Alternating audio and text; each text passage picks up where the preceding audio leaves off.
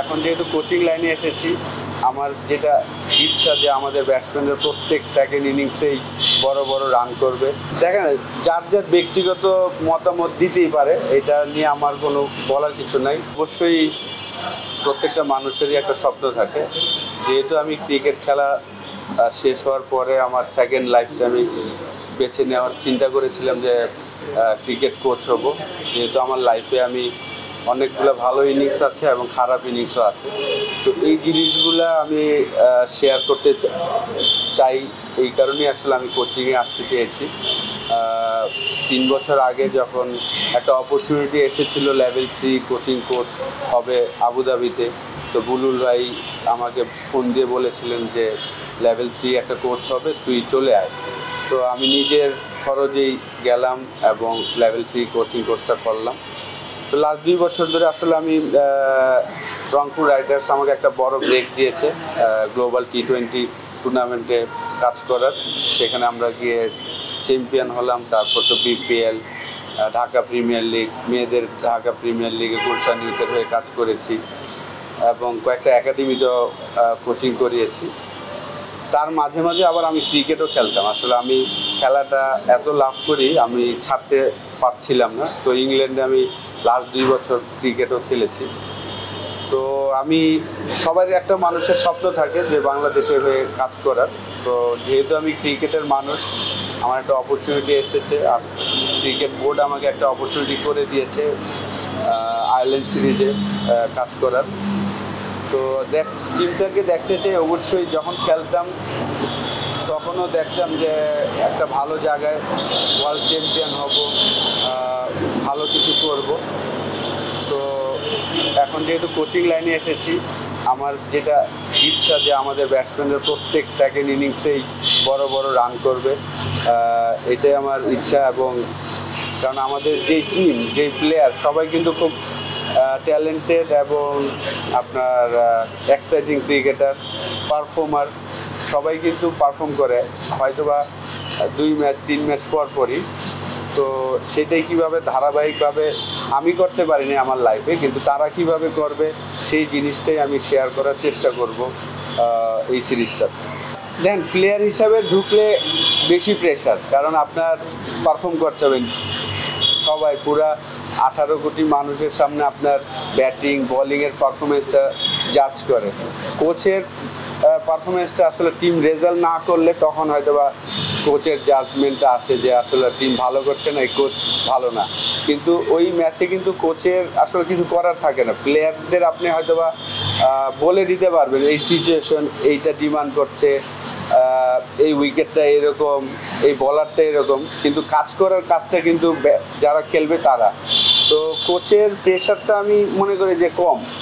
কোচের কোনো প্রেশার থাকে না, সব প্রেশার কিন্তু প্লেয়ারদের থাকে যে তারা কিভাবে পারফর্ম করবে ওই জায়গাটায়। তো ওই প্লেয়ারদের পারফরমেন্স বের করাটা হলো কোচের একটা বড় কাজ। তো সেইটাই আমি চেষ্টা করব যে তারা যেন তাদের বেস্টটা দিতে পারে এবং কিভাবে দিবে সেই জিনিসগুলো হয়তো বা তাদের আমি বলার চেষ্টা করব। আসলে সিমন্সের সঙ্গে আপনার একটা মনে হয় অনেক আগে থেকেই একটা রিলেশন আছে, ওইটা যদি একটু শেয়ার করতেন। আর ওই রিলেশনটা এখানে আপনার কীভাবে হেল্প করতে পারে বলে আপনার? দেখেন, আমাকে যারা চিনেন সবাই আমি জানি যে আমার সাথে সবারই খুব ভালো সম্পর্ক। যেহেতু আমি খেলাটা প্রচুর ফলো করি, তো সিমন্সের সাথে আমার তার ফার্স্ট পরিচয় হলো 98-এ। তখন আমি বল বয় ছিলাম। West Indies team runners up হয়েছিল, সাউথ আফ্রিকা চ্যাম্পিয়ন হয়েছিল উইলস কাপ। তখন থেকেই যেহেতু আমি বল বয় ছিলাম, তাকে আমি লেগ স্পিন করেছিলাম একটা বল আর কি নকিংয়ের সময়। সেকেন্ড বলটা আমি গুগলি করেছিলাম। তো সে গুগলিটা রিড করতে পারে নাই এবং তাদের টিমে রয়্যাল লুইস ছিলেন লেগ স্পিনার। সে সাথে সাথে রয়্যাল লুইসকে নিয়ে এসে আমার সাথে বলছে যে এভরিডে তুমি ম্যাচ শেষে তার সাথে হাফ অ্যান আওয়ার বোলিং করবে, আমার থেকে যেন গুগলিটা শিখে। তো সেই থেকে আসলে ফিল সিমন্সের সাথে আমার সম্পর্ক। তারপর ন্যাশনাল টিমে খেললাম, তা সে কোচ ছিল ওয়েস্ট ইন্ডিজ টিমের। তো তার সাথে সম্পর্কটা ওইভাবেই আসলে ক্লোজ।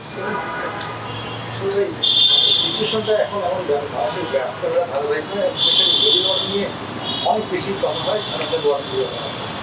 এইটা আপনার কোনো চ্যালেঞ্জ সামনে যেহেতু ওয়ার্ল্ড কাপও আছে, যেহেতু ফার্স্টে আমাদের টেস্ট ম্যাচ, আর টেস্ট ম্যাচের টিমটা যদি দেখেন যে আমি বলবো যে খুবই এক্সপিরিয়েন্স এবং পারফর্মার সবাই টিমে আছেন। মুশফিক অলরেডি 98 টেস্ট ম্যাচ খেলে ফেলেছেন, মমিনুল 70+ টেস্ট খেলেছেন, শান্ত, লিটন, মিরাজ তারা অলমোস্ট 10-12 বছর ধরে খেলছেন। তো টেস্ট টিমের ব্যাটিংটা আমি মনে করি যে খুব এক্সপিরিয়েন্স, এবং তারা যদি তাদের বেস্টটা খেলে অতটা সমস্যা হবে না আমি আশা করি। আর পরে হয়তো T20 নিয়ে আমি আপনাদের সাথে আলাপ করব। যেহেতু ফার্স্টে টেস্ট ম্যাচে আমি বিশ্বাস করি যে আমাদের প্লেয়াররা বড় বড় ইনিংস উপহার দিবে আপনাদের। বলছিলেন যে মুশফিক 98 টেস্ট খেলেছেন। অন্যান্য দেশে যদি আমি দেখি, সব দেশেরই কিংবদন্তি প্লেয়ার বা বড় বড় প্লেয়ারদের নামে বিভিন্ন স্ট্যান্ড থাকে বা যে কোনো গেটে থাকে, কিন্তু আমাদের দেশে এমন কোনো কিছু নেই। মুশফিকের 100তম টেস্ট খুব কাছে। মিরপুরে কি মুশফিকের নামে কোনো স্ট্যান্ড করা উচিত কিনা আপনার কাছে কি মনে হয়? এবং অ্যাজ আ বাংলাদেশি প্লেয়ার 100টা টেস্ট খেলা, আপনি যখন টেস্ট শুরু করেছেন তখন কি আপনি ভেবেছিলেন যে একজন বাংলাদেশি ক্রিকেটার 25তম বছরে এসে 100টা টেস্ট খেলবে, বা মুশফিকের 100 টেস্ট কেমন? ফার্স্ট অফ অল আমি বলবো যে আমি নিজেরা খুব ভাগ্যবান মনে করছি, আল্লাহ আমাকে এমন সময় এই সুযোগটা করে দিয়েছেন। কারণ মুশফিকের ডেবু ম্যাচে আমি ছিলাম ড্রেসিং রুমে লর্ডসে, এবং মুশফিকের 99 এবং 100তম টেস্টও ইনশাল্লাহ আমি থাকবো। তো এই কারণে আমি নিজেকে খুব ভাগ্যবান মনে করি, এবং মুশফিককে সেই ছোটোবেলা থেকে যেহেতু আমি দেখেছি, একমাত্র ক্রিকেটার যে তার ডিসিপ্লিন ছিল বলেই সে 20 বছর ধরে খেলছেন। আমার ব্যক্তিগত মতামত যে আসলে বাংলাদেশে সামনে ফিউচার বলেন এখনও যারা খেলছে সবাই যদি মুশফিকের সবাই আসলে মুশফিকের রোল মডেল হিসেবে দেখা উচিত, এবং সে কিভাবে এই জায়গাটাতে আসছেন। জাস্ট একটাই ডিসিপ্লিনে কি হতে পারে, খাবার, ঘুমানো, প্র্যাকটিস, এই জিনিসগুলো যদি আপনি প্রপার ডিসিপ্লিন করেন আপনার লাইফে, তাহলে এই জিনিসটা সম্ভব। তো অবশ্যই আপনি যেটা বললেন যে স্ট্যান্ড না, অনেক কিছুই আসলে মুশফিকের বাংলাদেশের প্রথম ক্রিকেটার হচ্ছেন যে 100টা টেস্ট খেলবেন, এটা বিরাট একটা গর্বের বিষয়। এবং শুধু সে একটা ফর্মেটটা, 3টা ফর্মেটই কিন্তু বাংলাদেশকে নেতৃত্ব দিয়েছেন, খেলেছেন, এখন একটা ফর্মেট খেলছেন, এবং বাংলাদেশের হয়ে প্রথম ডাবল সেঞ্চুরিয়ান। 3টা ডাবল সেঞ্চুরি আছে, একটাতে 175, 190, মানে 2013-র পরে সে সেঞ্চুরি করলেই বোঝা যাচ্ছে যে সে বড় স্কোর করেন। তো আশা করব যে আয়ারল্যান্ড সিরিজও 2টা টেস্ট ম্যাচে যদি সে স্টার্ট পায় সেটা বড় করবেন, এটাই আশা থাকবে। ভালো ফর্মেও আছে, কারণ NCL-এর সেকেন্ড ইনিংসে 100 করেছেন। তো অবশ্যই যারা আমাদের লিজেন্ড তাদের জন্য শুধু স্ট্যান্ড না, অনেক কিছুই করা সম্ভব। তো সব মিলে একটা বড় চাপ বাংলাদেশের ব্যাটিং ব্যর্থতা, এই চাপটাকে নিয়ে কিভাবে কাজ করবে, চাপটা সামলাতে পারবে? আমি দেখেন, যার ব্যক্তিগত মতামত দিতেই পারে, এটা নিয়ে আমার কোনো বলার কিছু নাই।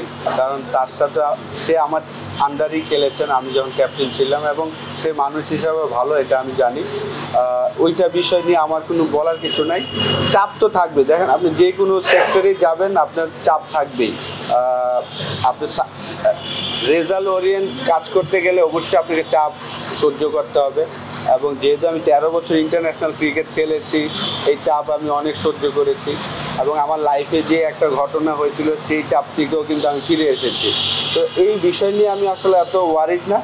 আমি জাস্ট যেখানেই যাই আমি অলওয়েজ অনেস্টিভাবে কাজ করার চেষ্টা করি, এবং আমার 100% দেওয়ার চেষ্টা করি প্রত্যেকটা জায়গায়। যারা আমাকে চেনে সবাই জানে যে আমি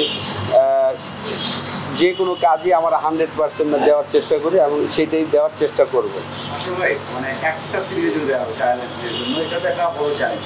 মানে হচ্ছে আমার সব দিক থেকে প্রেশার থাকে। তাহলে আমার যদি বলা হয়েছে পারফরমেন্স ভালো হলে রাখা হবে, যদি ভালো হয় তাও না থাকে তাও কথা হবে যে এক সিরিজে কি দেখলাম যে রাখা গেল না, এটা কেমন প্রেশার, আর এটা আপনি কীভাবে দেখছেন? যে এগুলো নিয়ে আসলে আমি একদমই চিন্তা করছি না যখন যেই জায়গায় কাজ করব। কারণ আমি কিন্তু বরিশালের হয়ে কাজ করছিলাম ফোর্ডে ক্রিকেট, এবং টিমটা সুন্দর মতন গোছানো হচ্ছিল, ভালো খেলছিল। তো এখন আরেকটা অপরচুনিটি পেয়েছি দেশের হয়ে কাজ করার।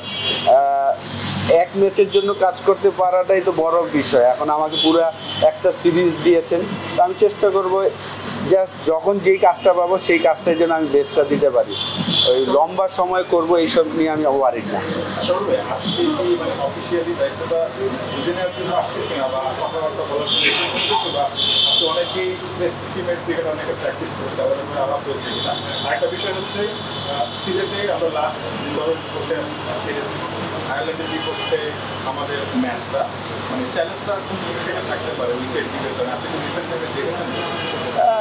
হ্যাঁ, সিলেটে আমরা T20 খেলেছি, তো ডেফিনেটলি ডিফারেন্ট কন্ডিশন অন্য অন্য জায়গা থেকে, বিশেষ করে উইকেটটা আমরা চাইলেই সেখানে বাউন্সি উইকেট বানাতে পারি, চাইলেই স্পিন উইকেট বানাতে পারি। তো এখন আমি ঠিক এটা বলতে পারবো না ম্যানেজমেন্ট কী চায়। চ্যালেঞ্জ তো থাকবে, ইন্টারন্যাশনাল ক্রিকেট খেলতে চাইলে আপনাকে চ্যালেঞ্জ ফেস করতেই হবে। তারপরে আমি বিশ্বাস করি যে আমাদের টেস্ট টিমটা খুবই চমৎকার, তারা যদি তাদের বেস্ট ক্রিকেট খেলে অতটা কঠিন হওয়া উচিত না। আজকে আসলে আমরা যারা টেস্ট টিম কালকে আমরা যাব, আমরা সবাই আমাদের লাগেজ নিতে এসেছি। সাদুল ভাই, সালাউদ্দিন ভাই যখন বাংলাদেশ টিমের ব্যাটিং কোচের দায়িত্বটা নিয়েছিলেন তখন তিনি বলছিলেন অন্যান্য দেশি কোচদের জন্য তিনি একটা মানে ইয়া তৈরি করে দিয়েছিলেন, বুঝছেন? তো এখন আপনি যে ব্যাটিং কোচে আসছেন, যে কোনোভাবেই সালাউদ্দিন ভাই মানে তিনি পদত্যাগ করেছেন, আপনি যদি আপনাকে নিয়ে যদি এইভাবে আলোচনা সমালোচনা হয়, আপনার জন্য চ্যালেঞ্জটা কত দূর হবে? মানে কি আলোচনা? এই যে সামাজিক যোগাযোগ মাধ্যমে সালাউদ্দিন ভাইদের প্রচুর আলোচনা তো এটা তো ভাই এখন আসলে 2012-13 থেকে শুরু হয়েছে যে আসলে প্রত্যেকটা মানুষের জন্যই কঠিন লাইফটা। আগে যতটা সহজ ছিল, আমরা যখন খেলতাম আমরা ওয়েট করতাম কিন্তু রাত 8টা রাত 10টার নিউজের জন্য, সকালবেলা নিউজ পেপারের জন্য। এখন কিন্তু এভরি সেকেন্ডেই নিউজ হয়ে যাচ্ছে যে আপনি কী করছেন না করছেন। তো এটা তো অবশ্যই প্রত্যেকটা মানুষের জন্য কঠিন। তো আমার একটাই আশা থাকবে আপনাদের কাছে যে আপনারা অবশ্যই সমালোচনা করবেন, কিন্তু একটু রয়ে সয়ে করলে ভালো আমার কাছে মনে হয়, কারণ সবাই চায় বেস্টটা দিতে। তো সেই জায়গায় এই সমালোচনাটা হবে, এটা আমি জানি, এটা স্বাভাবিক, এটাই লাইফ। আপনি ভালো করলে আপনাকে আকাশে উঠাবে, খারাপ করলে নিচে নামাবে, এটাই লাইফ। তো এখানে আপনার ওইটা নিয়ে ওয়ারিড না হয়ে জাস্ট আমি আমার কাজটা করার চেষ্টা করব।